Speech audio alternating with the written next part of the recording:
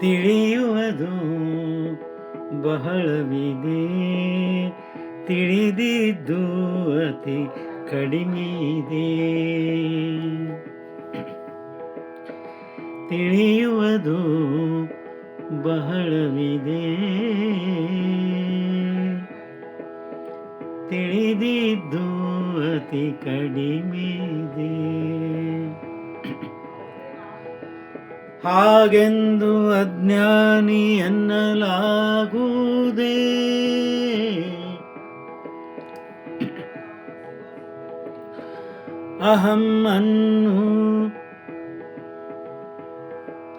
ಅಹಮ್ಮನ್ನು ಮರೆತು ನೋಡಿದರೆ ಜ್ಞಾನ ಸಾಗರವಾಗಿ ಕಂಡಿದೆ.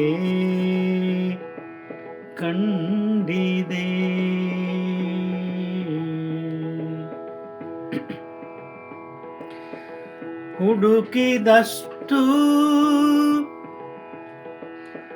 ಹೊಸತು ಸಿಗುತ್ತಿದೆ,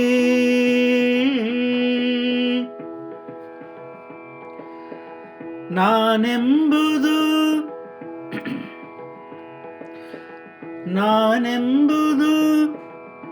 ಸಮಯದ ಮಿತಿಯೊಳಗಿಲ್ಲ.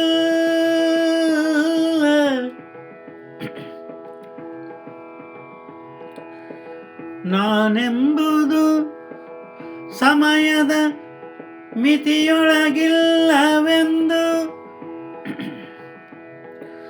ಅರಿತಾಗ ನಿಜಾತ್ಮ ಶಿವನು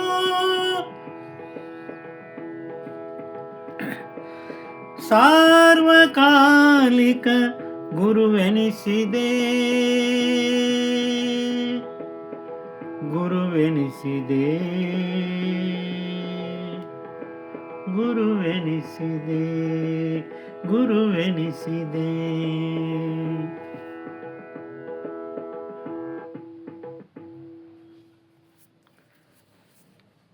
ತಿಳಿಯುವುದು ಬಹಳ ಇದೆ ಈ ಜಗತ್ತಿನಲ್ಲಿ,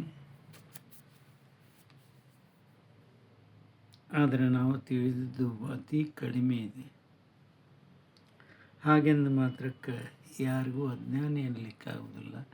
ಎಲ್ಲರಲ್ಲೂ ಒಂದಿಷ್ಟು ಜ್ಞಾನ ಇದ್ದೇ ಇರ್ತದೆ. ಒಬ್ಬರಲ್ಲಿ ಹೆಚ್ಚು ಇರ್ಬೋದು, ಇನ್ನೊಬ್ಬರಲ್ಲಿ ಕಡಿಮೆ ಇರ್ಬೋದು. ಆದರೆ ಯಾವಾಗ ನಾವು ಅಹಮನ್ನು ಮರಿತೇವೋ ಆಗ ಅಲ್ಲಿ ಜ್ಞಾನವು ಸಾಗರವಾಗಿ ನಮಗೆ ಕಾಣಲಿಕ್ಕೆ ಪ್ರಾರಂಭ ಆಗ್ತದೆ. ಹುಡುಕಿದಷ್ಟು ಹೊಸದು ಸಿಗಲಿಕ್ಕೆ ಹೋಗ್ತದೆ. ಈ ನಾನು ಅನ್ನುವಂಥದ್ದು ಯಾವುದೇ ಸಮಯದ ಮಿತಿಗೊಳಪಟ್ಟಿಲ್ಲ. ಶರೀರಕ್ಕೆ ಮಾತ್ರ ಸಮಯದ ಮಿತಿ ಇದೆ, ಆದರೆ ನಾನೆಂಬುದಕ್ಕೆ ಯಾವುದೇ ಸಮಯದ ಮಿತಿ ಅನ್ನೋದು ಇಲ್ಲವೇ ಇಲ್ಲ.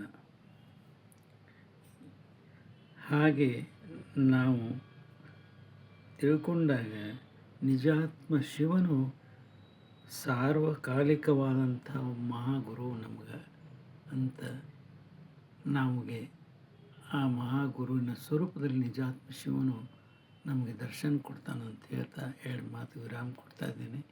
ಇದೊಂದು ಸ್ವರಚಿತ ವಚನ, ಹಾಡಿದವರು ರವೀಂದ್ರ ಜಕಾತಿ.